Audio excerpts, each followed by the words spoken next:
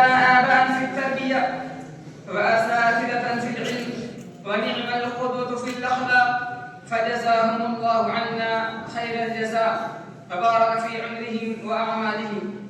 وأشكر زملائي وإخواني الذين شاركوني هذا الطريق فرحا وحزنا تعبا واجتهادا. لقد كانت صحبتكم زينة هذه السنوات وأثركم باق في القلب لا يزول.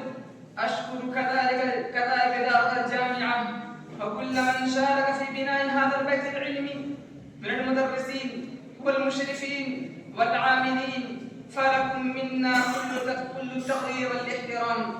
واليوم نحن نودع هذه الأروقة التي عشنا فيها أبدا ثاملا. نسأل الله تعالى أن يجعل ما تعلمناه نورا لنا في حياتنا، وأن يوفقنا لحمل رسالة العلم والدعوة، وأن نكون خير خاف لخير سلف.